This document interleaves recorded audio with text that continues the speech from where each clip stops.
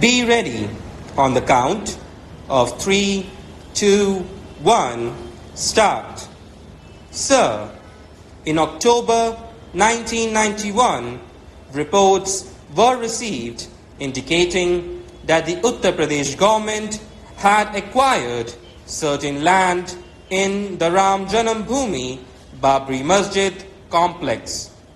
Immediately, a report was called from the state government, and I personally wrote to the Chief Minister on 15th October 1991, drawing his attention to the various repercussions of the reported land acquisition and requesting him to take a fresh look at the desirability of the proposed acquisition, keeping in view particularly the pending court cases and the sensitive nature of the controversy.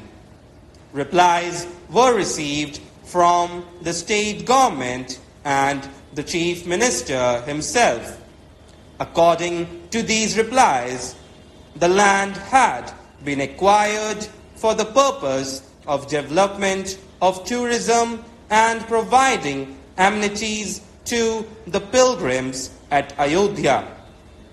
The replies also assured that the state government has taken the necessary steps for ensuring the safety of the Ram Janambhoomi Babri Masjid structure. With a view to diffusing the situation and finding a solution, the Prime Minister convened a meeting of the National Integration Council on 2nd November 1991.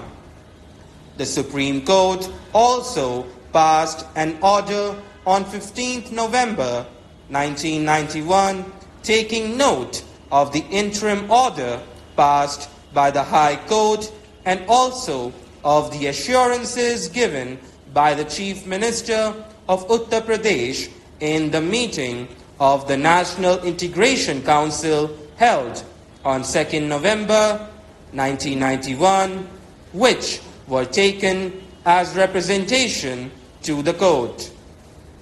From time to time, the central government's concern regarding the security of the Ram Janambhoomi Babri Masjid structure was brought to the notice of the UP Chief Minister by me.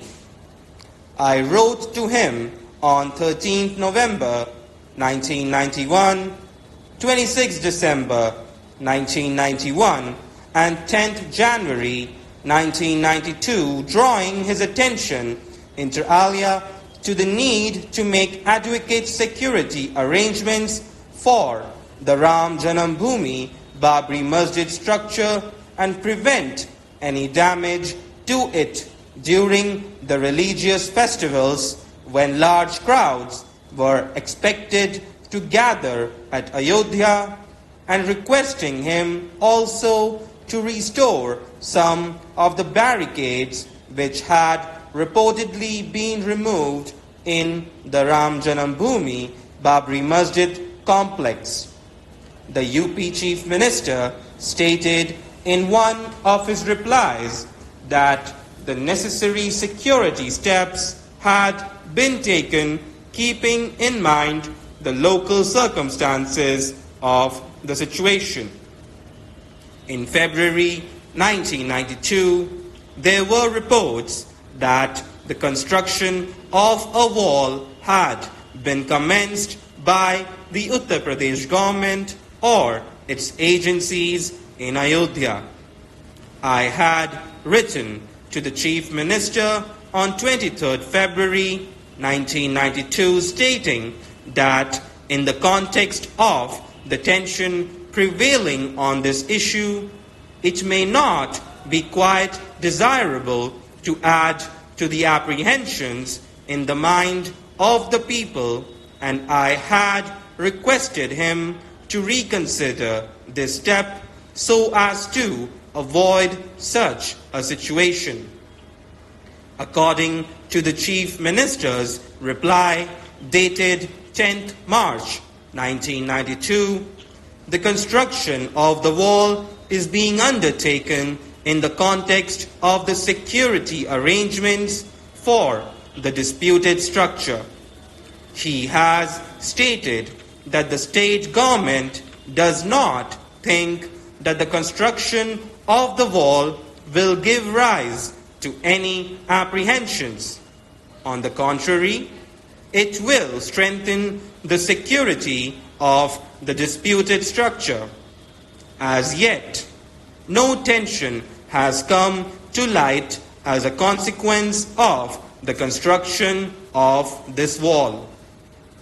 Immediately after reports were received regarding demolition of certain structures in the Ram Janambhoomi Babri Masjid complex and the handing over of some land to the Ram Janambhoomi Nyas, the matter was immediately taken up with the state government. On 22nd March 1992, a wireless message was sent to the Chief Secretary, UP, asking for a factual report the same night. He was also contacted by officers of the Home Ministry on telephone the same night as well as the next morning, that is 23rd March 1992. The Chief Secretary provided some preliminary information on telephone and assured that a full factual report will follow. Another detailed message was again sent by the ministry asking for a comprehensive report. I also sent by fax a letter dated 23rd March 1992 to the Chief Minister. I drew the attention of the Chief Minister to the recent steps taken by the UP government in Ayodhya in the context of the court orders and the assurances given by him in the NIC meeting of 2nd November 1991 and requested him to kindly consider whether these steps should not await the final outcome of the court cases or the achievement of a negotiated settlement of the dispute. I appeal to all the members that we must avoid emotional outbursts or statements which could further aggravate the problem. We must exhibit calm and restraint while discussing this matter so that an acceptable solution of the problem can be found.